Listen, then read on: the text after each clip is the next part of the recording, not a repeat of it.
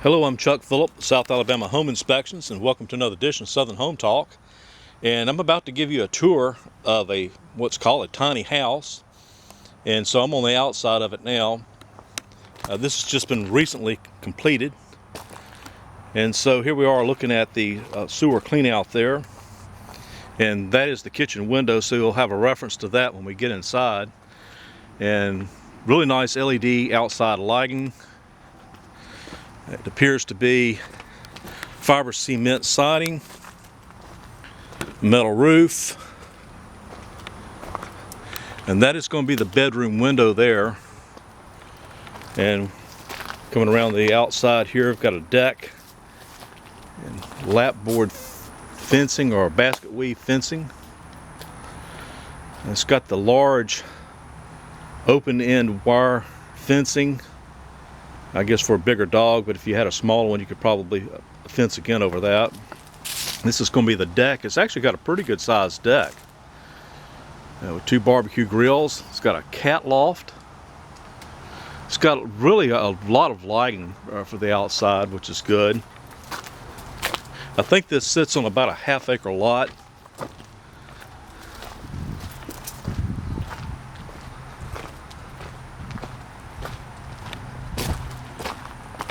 Got a gravel driveway. Here we are to the other side. It's got a mini split system. The lizard over there taking care of some insects. And down below is your dryer exhaust. And there's the pull switch disconnect for the HVAC system there. And I think that's the exhaust fan for the bath fan there.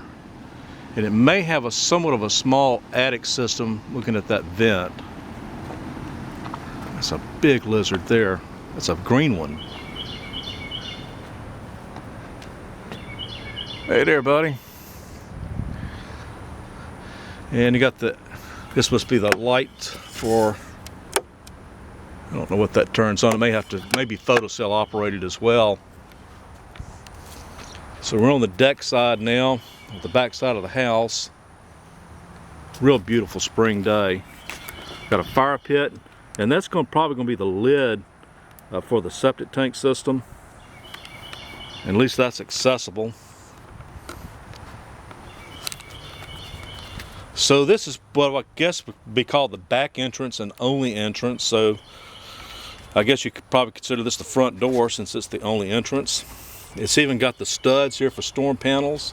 It's got them on the other windows as well. So already it looks like a lot of thought is going into this. I'm going to take my shoes off. And we'll step on inside. And wow, just check this out, guys. Look at this. Who would have ever thought that you could have this kind of an open feeling in such a small dwelling? And this is going to be the other part of the mini split system. I really do like these. I've got a pair of those at my house. It's a climb air system. And so what I can do is shut down the central system at night and just run these. They're really efficient. And if you have a garage, that's what I recommend you put in there, because some of these split package systems actually have a dehumidifier in them and it doesn't heat the space as it dries it out. So we'll walk on through here. This is going to be the laundry room and bathroom.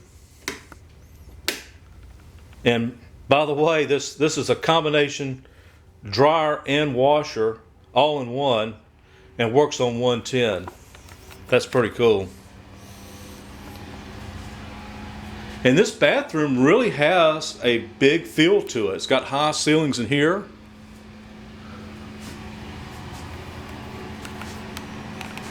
Really deep tub. Soaking that pretty well. That's going to be a little cat den.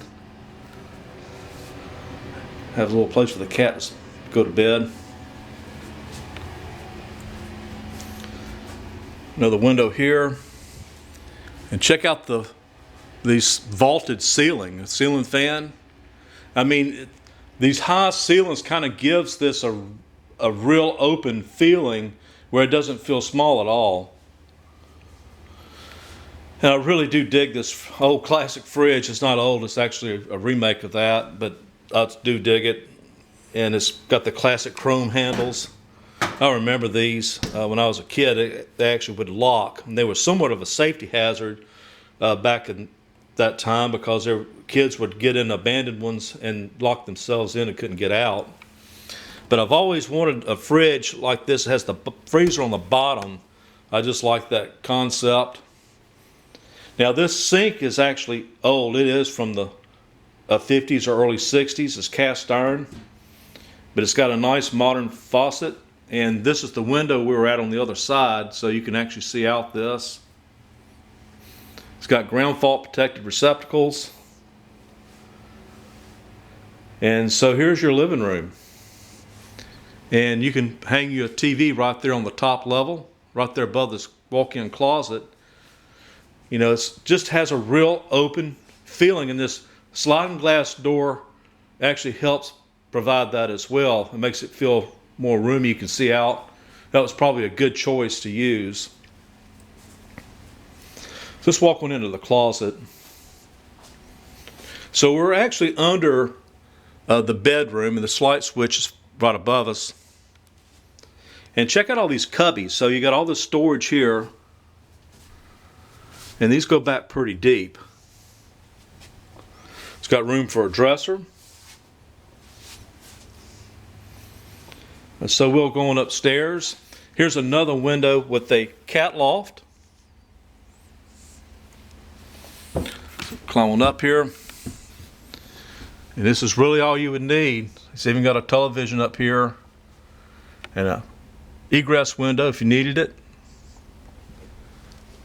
So this is the bird's eye view looking back down at the living area and kitchen area down below.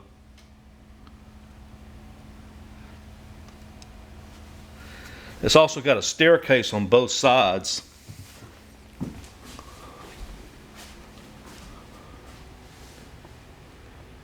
Smoke detector. Yeah, it's got everything I think a person would need, you know, living small and still not feel like you're encapsulated because of the way this has been designed. And so let's just take a look at the list here that says, you can actually pause this video if you need to, if you want to stop and read this.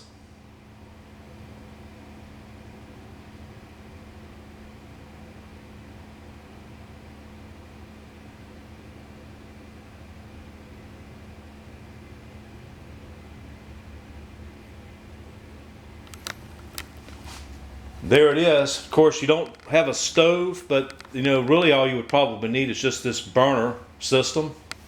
I mean, we're not talking about a full-fledged home here. We're talking about a tiny home, and one that's probably super efficient because of the mini split system and the fact that all these walls have spray foam insulation in them. That's really a good product. It's what I used at my house. It's expensive to use as well. And so I hope this tour has kind of impressed you like it has me. I never would have thought that you could have built a house this size and still not feel like you're cramped in. It'd be a perfect man cave as far as I'm concerned. I wouldn't mind having it. So thanks for watching, guys. Take care.